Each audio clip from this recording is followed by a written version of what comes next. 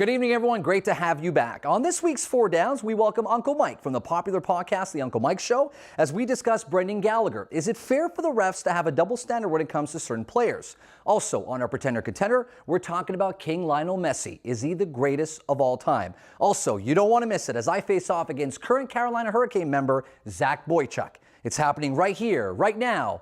It's time to read between the lines.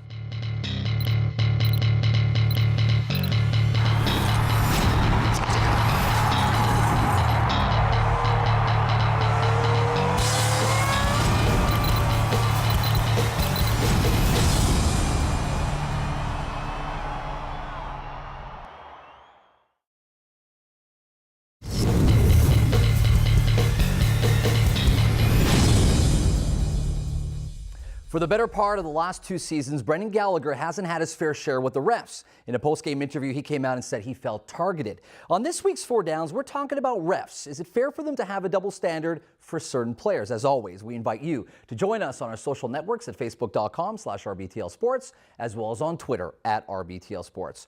We're pleased to welcome this man right here, otherwise known as Uncle Mike from The Uncle Mike Show. Very successful podcast. Great to see you. Thanks for taking the time. Thank you very much. It's a pleasure to be here. We have RBTL contributor David Hurley. Great to see you again. Great to be back. And last but not least, our co-host Anthony Cornelli. Great to see you as well. Awesome. All right, gentlemen, he came out in an interview. Safe to say it was a pretty controversial comment that he made about him being targeted by the refs. Were you shocked by that? What was your initial reaction? I was shocked that he actually came out and he said it during an interview with CBC. I mean, that's something you usually hear about in the newspapers or maybe on the radio, not on national television. But there is a double standard on some players. I mean, look at Sidney Crosby. He's getting all the calls. You look at the NFL, you got Peyton Manning getting all the calls, Tom Brady. It's just a natural tendency. Some refs do have a tendency to pick on some guys when they do things like Brad Marchand, like Gallagher. There's guys that do that in the league, and refs step up and try and take it away from them. But on the flip side, Kerry Fraser came out and said, you know what, these guys are embellishing. And Montreal's known, unfortunately, as a team that embellishes a little bit and draws penalties.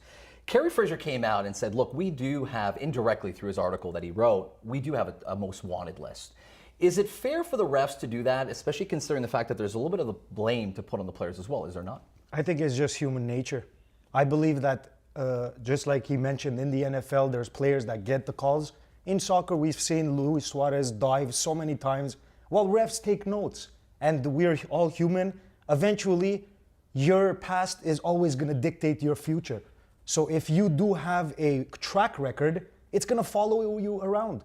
So, of course, I was as shocked as my homeboy here when he said on national TV to come out and put it out there. I don't think we've ever seen that before either. But I think I get fined for it too. But I think what Brendan Gallagher said, a lot of people are thinking that. We're all surprised that he came out and said it. Right. But why should we fine Brendan Gallagher? I mean, these striped Napoleons get away with bad calls week in and week out, cost teams games in the playoffs, and there's never any repercussions with the refs. It's always on the player side. In soccer, ref has a bad game. In soccer, they've got it. They've got ref it right, has a bad game. They review. We have TV. We have video replay. They review the situation. He gets suspended for 4 games. He gets demoted to the second division. He doesn't ref a game in Serie A. But isn't that a gray area though? But isn't that a gray area for a ref where you're saying, look, you know, there's so much responsibility on the ref, but let's call a spade here. The players know how to work the system. They know exactly where that threshold of a non-call and call. They're getting smarter and smarter as the years go on. Absolutely. And the refs are getting smarter too.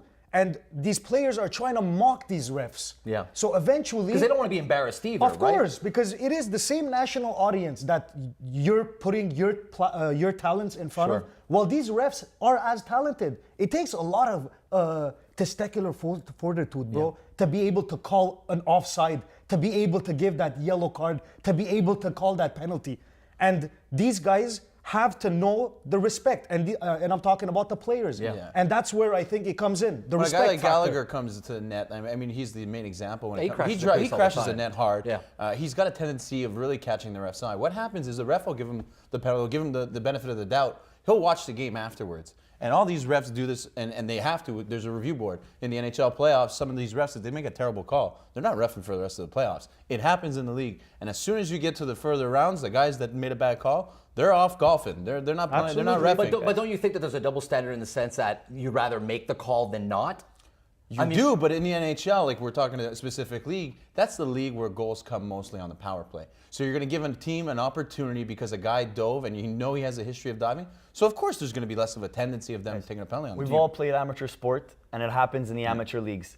You know the certain refs in your amateur leagues, whether it be a garage hockey league, garage soccer league, and they know which guys are the embellishers, and they give the fouls. But why should an NHL team be punished in playoffs or an important game because of a ref's ego to make a call on a so-called blacklisted or black book player like Carey Fraser? Carey Fraser said that Brendan Gallagher is in this blacklisted. But what I've seen and what I love about the NHL, when the playoffs start, the whistle is in the pocket. Yeah. We've seen borderline. I disagree with Mike. Not game 5, game 6. Actually, not game 6, game 7. They let them play in game 7. The rules of the game don't change, whether it be preseason, regular season, or playoffs. And I agree with Mike saying that the whistle disappears in the playoffs. Why? Yes, there's more importance on these games. Because you don't want the referee to call the game. You just said it. There's a lot of goals that scored on the power play. And in this game, it's just a couple of centimeters one side or the other. Everybody's fighting for that edge, right? Of course. I mean, what I liked was last weekend on the Monday night game, on the Sunday night game,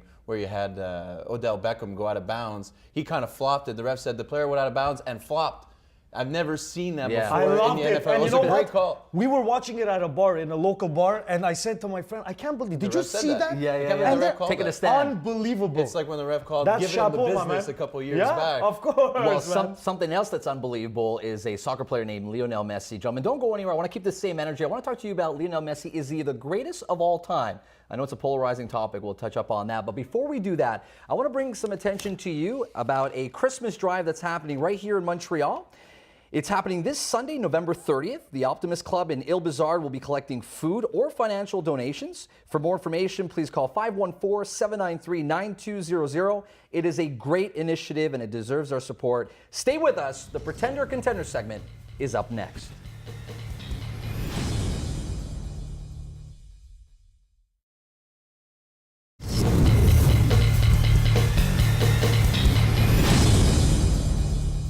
An argument can be made for both sides when it comes to Lionel Messi. The question is he a pretender or a contender when it comes to the greatest of all time? We invite you, as always, to have your say at facebook.com/RBTL Sports, as well as on Twitter at RBTL Sports. We welcome back Uncle Mike from The Uncle Mike Show. Great to see you. Always a pleasure. David Hurley, RBTL contributor, and co-host Anthony Corneli. Gentlemen, welcome back.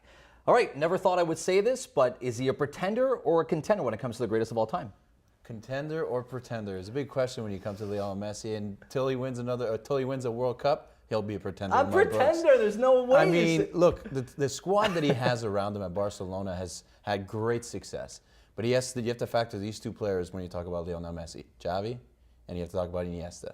Those two guys have been incredible. When every year he won the Ballon d'Or, they were either second or third in voting. I mean, this guy's had every help he can possibly have. If he didn't have those guys, he'd be 75 goals less, and he wouldn't hold the La Liga goals title. La Liga is one thing. I completely disagree. I think he absolutely is a contender, and for multiple reasons. First things first, he's 26.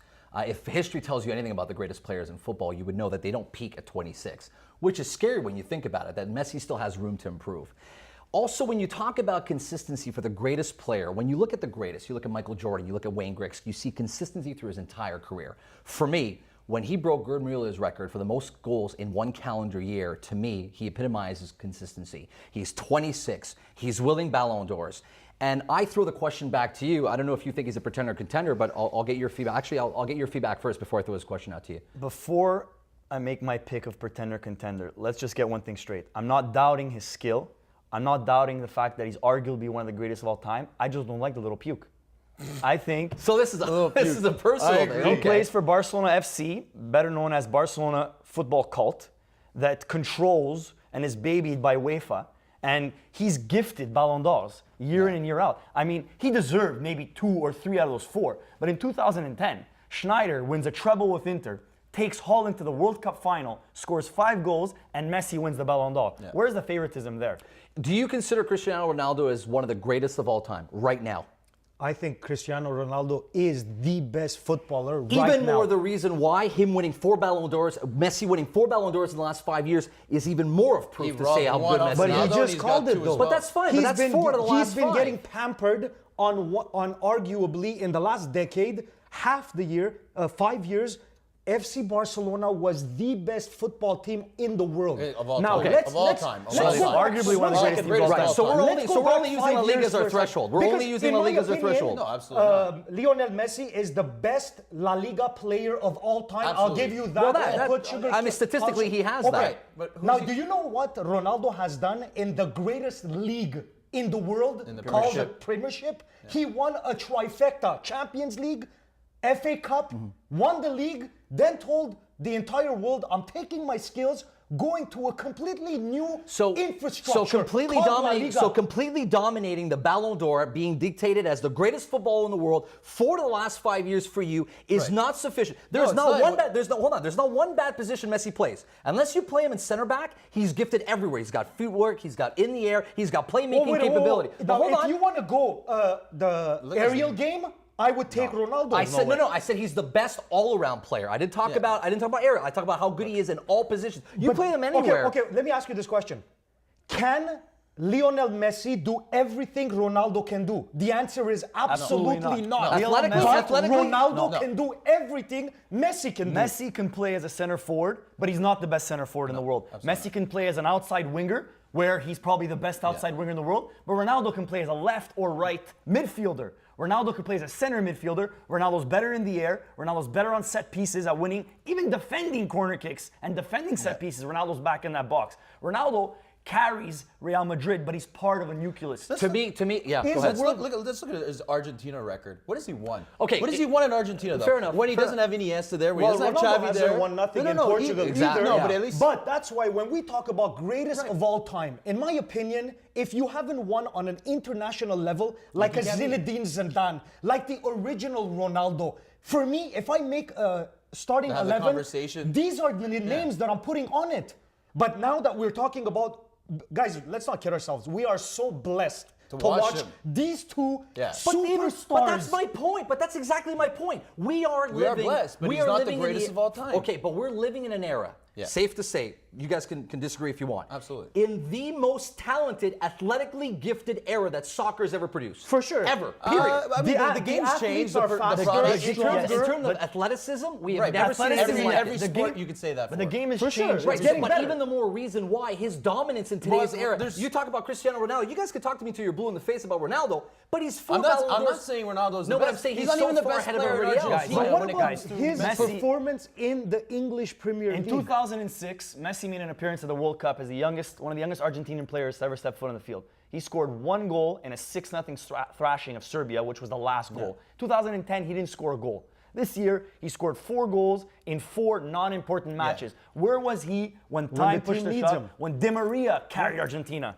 to the final. That's a good point. We're going to keep that for next time when we have you back. Love the energy you brought. I told you, just give me that opportunity. Let me come and sit down with the boys. It's a decision I don't regret. Congratulations on all the show. Uncle Mike's show is doing really good. What are Thank the you most very popular much. podcasts in I really Quebec? appreciate Where can it. people catch your podcast? and on what days? www.theunclemikeshow.com every Thursday night at 9 p.m. One-on-one interviews from sports to women and everything in between. There it is. Sold. I love it. Thanks for taking the time to do the It's show. always a pleasure, my man. Before we go to break, I want to turn your attention to a major event that's happening right here in Montreal at the Olympic Stadium Sunday, December 14th. The Legends Winter Cup will see the Italian legends facing off against the Portuguese legends, including Paolo Rossi, Alessandro Nesta, and Luis Figo. Visit admission.com for more information and to purchase tickets. Stay right there. My face-off is up next. You don't want to miss it.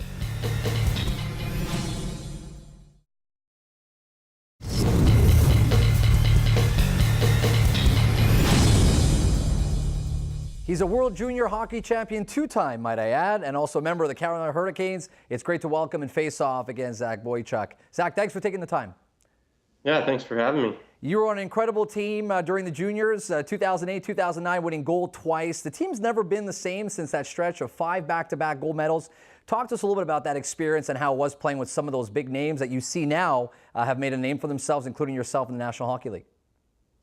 Yeah, it was a lot of fun. Obviously, being on 2 gold medal winning teams, it was a pretty exciting time. And the first year was pretty exciting over in the Czech Republic, and we made it a little bit interesting, taking that game into overtime. But winning it in that fashion was just a great experience. And then to have the next one in Ottawa on home soil with some great players, John Tavares, PK Subban, Jordan Eberle, to name a couple.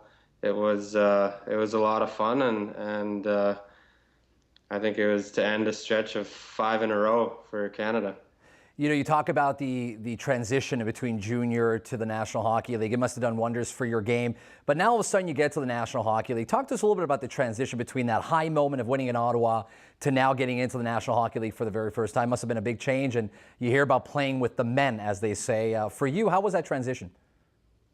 Yeah, I think for a lot of players going through the World Junior program, it's kind of a stepping stone, and you get a little bit of praise, and it increases your chances of making the NHL. And for me, going in, it was nice to be a first-round draft pick, and being in Carolina, I got a couple games early on when I was 18 years old. I got to play in LA and then play in Anaheim before that 2009 World Junior tournament, and that was great. And then the adjustment's been a little bit up and down.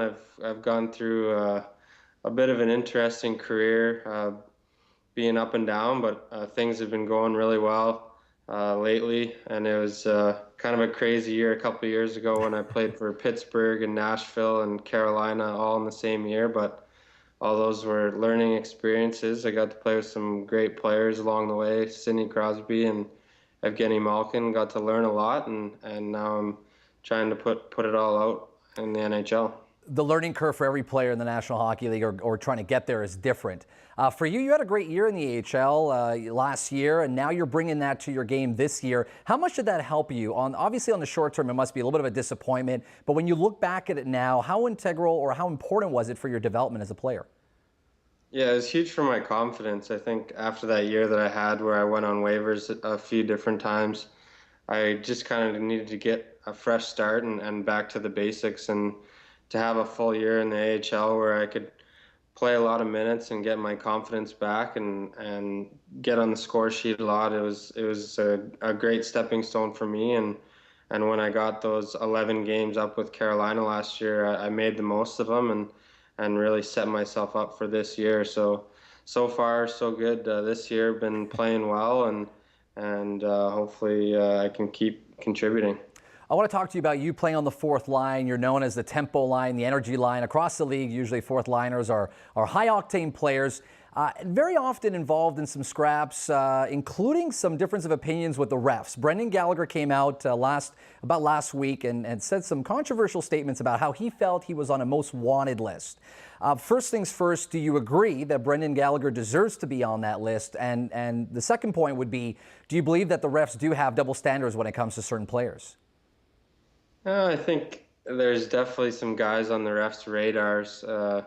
There's a few rats out there. I think Gallagher, he plays a hard two-way game, and he could be one of those guys like Marchand or different guys like that. So, yeah, it's definitely something that you got to watch. For me, I haven't got a penalty yet this year, so knock on wood. So I guess I'm not quite on their radar yet, but no, I think from player to player, if you play hard and play the way you can, the refs are calling it how they see it. So you'd agree that Gallagher, amongst the players, or at least in your opinion, you would agree that Gallagher is at least someone that it should be taken on that list because of the way that he plays? Would you agree with that? Is that a safe assessment?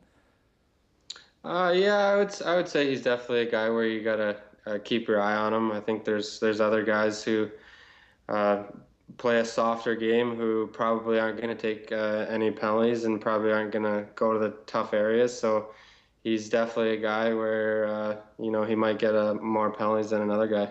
Last but not least, real quick before we get into the rapid fire segment, we miss Kirk Muller. You guys took Kirk Muller away from us. How's he doing? How are you getting along with him? And how has he been implementing his strategy with the Canes? And how has it been for you personally with Kirk Muller? Yeah, he was great with us. I think for the 3 years that he was with us, he brought a lot of energy, a lot of excitement to the team. I think it was tough the way that things finished off last year, the last couple of years, not making the playoffs. But definitely going to miss him now that he's in St. Louis, and he was definitely a fun guy to be around. I love the honesty, and just because of that honesty, we want to have you back on the show. Before we let you go, we always like to have a little bit of fun with our guests as we get into the rapid fire segment. I'll throw a couple of questions out there, and then you let me know the first thing that comes to mind. You ready to go? Sounds good. All right, if you had to choose one player to be in the trenches with, let's say during a term of war, who would it be? Probably Brad Malone. If you had to choose one teammate for a weekend in Las Vegas, who would it be? Yuri Talusti. We'll keep that for next time, why you think he's a good fit for that. Fill in the blank. At the end of the season, the Carolina Hurricanes will be seeded what position in the Eastern Conference? Hopefully in the top 8. Who is the most naturally gifted goalie that you've either played against or seen play in the NHL or in the NHL today? I'd say Carey Price. Who is the most intimidating physical presence you've ever played against? Chara. He's a big man out there. He's a big man. Favorite stall brother? That's a tough one. I'd have to say I can't answer that. Okay, it's a no comment. We'll accept the no comment. They're all fun in different ways. Last but not least, after the winning the World Junior Championships in 2009, from a scale from 1 to 10, how hard did you guys party? Probably 1, because we had to go right back to our junior teams and didn't have much time. Zach, an absolute pleasure to have you on. I look forward to having you back. Love the honesty. Congratulations on you and the Carolina Hurricanes. Keep it up, and we'll touch in with you later in the season. Great to see you, and thanks for taking the time. All right, thanks a lot, guys. Stay with us after the break. My rant is up next. You don't want to go anywhere.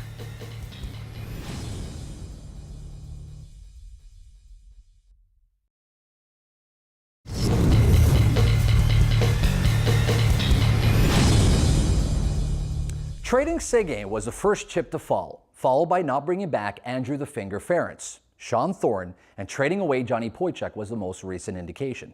Then Zdeno Chara, David Krejci, Adam McQuaid, Chris Kelly, Kevin Miller, and Brad Marchand all fell to injury, illness, or undisclosed ailment. It's quite clear in this moment that the dominant wall that was the Boston Bruins is falling. They are a much different machine than the Stanley Cup hosting ones that have reigned over the NHL, Eastern Conference, and specifically the former Northeast and current Atlantic Division for the past decade. Claude Julien is doing his best, but he doesn't have the same tools to work with. Tyler Seguin is off contending for an Art Ross and Hart Trophy out in Big D, and his remaining stars are out. You would barely notice in the past if a couple of impact players were banged up for the Bruins because of the superior talent on the deeper end of their lineup. The drop-off wasn't so steep. As the Boston struggles offensively with Krejci out, they must depend on the names of Smith, Soderberg, and Griffith to pick up the slack. These players are talented, but they are not Nathan Horn, Rich Peverly, Jaromir Jagr, or Jerome McGinley. Players like Milan Lucic are seeking and looking for their offensive production to come back to reality now that he has no longer and has nothing to work with, including a skilled Krejci or former line mates Horton or McGinley to lean on. Due to this formerly deep and dangerous lineup and perfect system fit, Lucic has always been an overachieving role player during his career. He is one of the best at what he does, yes, but he does not provide a complementary service that allows players around him to elevate their play from time to time, capable of pawning one in around the crease. Historically, he's been able to do that. Same could be said for Brad Marchand, putting up his best totals on the backs of world-class Seguin and Patrice Bergeron.